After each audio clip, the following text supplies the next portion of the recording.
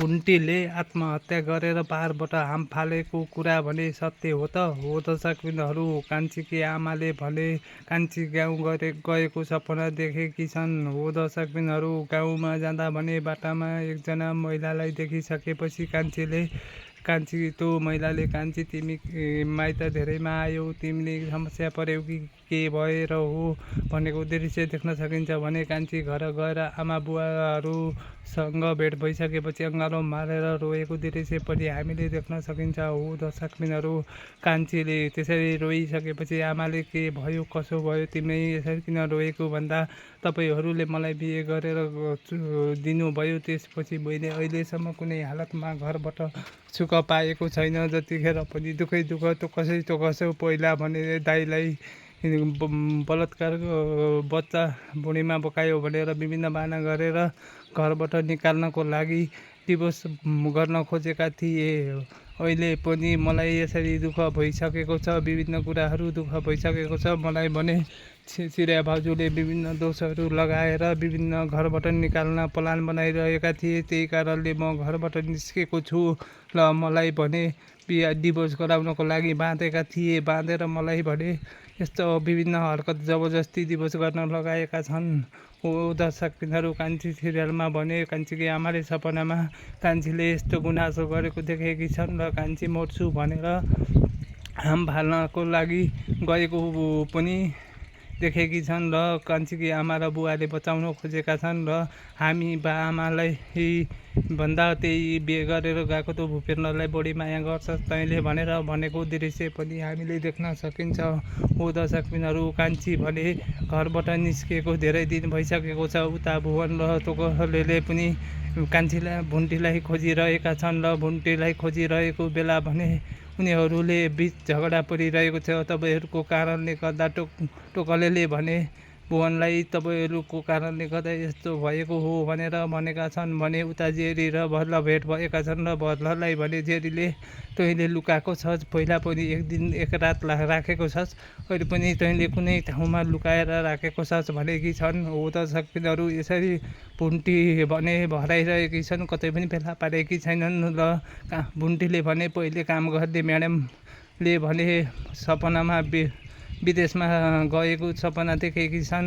Madam भने विदेशमा रहेकी छन् भने विदेशमा हुँदा भने उनले आफ्नो साथीलाई पनि भुन्टीको बारेमा सबै कुरा बताइसकेकी छन् र राम्री छिन्, उनले एकदम राम्रो काम गर्छिन्, इमान्दार मान्छे हुन् देखि लिएर सबै कुरा बताइसकेकी हुन्छन् र अचानक त्यो भुन्टीलाई देखिसकेपछि सपनामा भने म्याडमकी साथीले हेर्नु त भुन्टी जस्तो लाग्यो, तपाईँले पहिलेदेखि मलाई भुन्टीको बानी बेहोरा भन्नुभएको थियो, पक्कै पनि ती भुन्टी होला भनेर भनेको हुन्छ र म्याडमले देखेर भुन्टी भनेर जिच्याएकी हुन्छन् र भुन्टी दौडिँदै गएर अँगालो मालेको दृश्य पनि हामीले देख्न सकिन्छ र भुन्टीलाई भने म्याडमले लिएर आफ्नो होटेलको रुममा लगेको दृश्य देख्न सकिन्छ। होटेलमा भने म्याडमहरू बसेका हुन्छन्। हो दर्शकबिनहरू, त्यो रात भने भुन्टी भने राति छतमा गएर हाम फालेकी हुन्छन् र म्याडमले भुन्टी भनेर चिच्याएकी हुन्छन् र अचानक सपना बुझेकी हुन्छन्। हो दर्शकबिनहरू, सपनामा जस्तै भुन्टी कतै गएर यस्तो हरकत गरेकी छन् त यता टोकले र भुवनले खोजिरहेका छन् र टोकलेले भने भुवनलाई पहिला पनि यसरी दुःख दिनुभयो तपाईँहरूले, अनि भुन्टी हाम फाल्न खोज्दा मैले यसरी बचाएको थिएँ, अहिले पनि पक्कै पनि त्यस्तै गरी हाम फालेर आत्महत्या गर्न खोज्छे होला। हेर्नु, तपाईँहरूले गर्दा हाम्रो बहिनीले धेरै दुःख पाइसकी, त्यस्तो भूपेन्द्रलाई त्यस्तो बिनाइ भएको बेला पनि त्यस्तो सेवा गरिन्, त्यस्तो भूपेन्द्रले सम्झिएका छैनन्, भूपेन्द्रले कुनै हालतमा सम्झिएका छैनन्, खालि त्यही एउटी जेरीलाई माया गरिरहन्छन्। पहिला पनि जेरीलाई माया गरेकै कारणले भुन्टीलाई विभिन्न आरोपहरू लगाएका थिए, त्यस कारणले भुन्टीले दुःख पाएकी छिन्। यता भने भूमिका र मोहनको डिस्क चलिरहेको छ।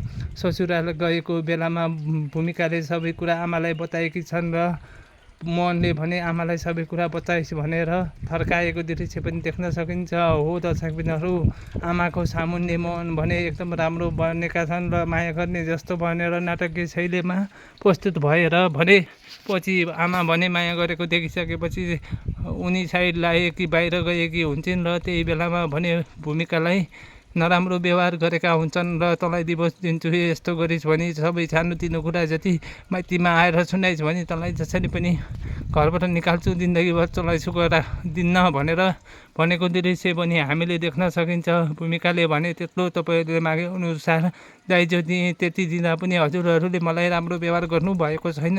घरमा सासू र दिदीले पनि यस्तो नराम्रो व्यवहार गर्नुहुन्छ भनेर भनेकी छन्। हो दर्शक बिनहरू, अब भूमिका र मोहनको सम्बन्ध भने बिहेको अर्को दिनदेखि नै एकदम नाजुक भइसकेको छ। बिहानै उठ्न भुलिसकेपछि भने मोहनले पनि बुवा आमा र दिदीको अमाजु दिदीको सपोर्ट गरेका छन्। हो दर्शक बिनहरू, भूमिका भने अस्ट्रेलिया जान पाइन्छ भनेर भने उसँग बिहे गरेकी हुन्।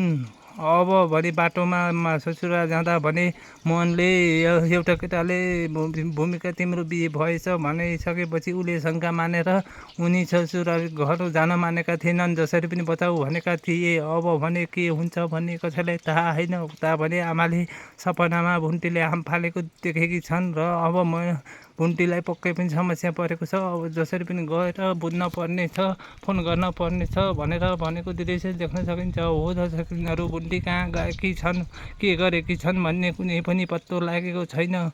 हो दर्शकहरू, मेरो युट्युब च्यानल मन परेमा लाइक, कमेन्ट, सेयर, अझै पनि मेरो युट्युब च्यानलमा जोडिनु भएको छैन भने सब्सक्राइब गरी जोडिनु होला। धन्यवाद।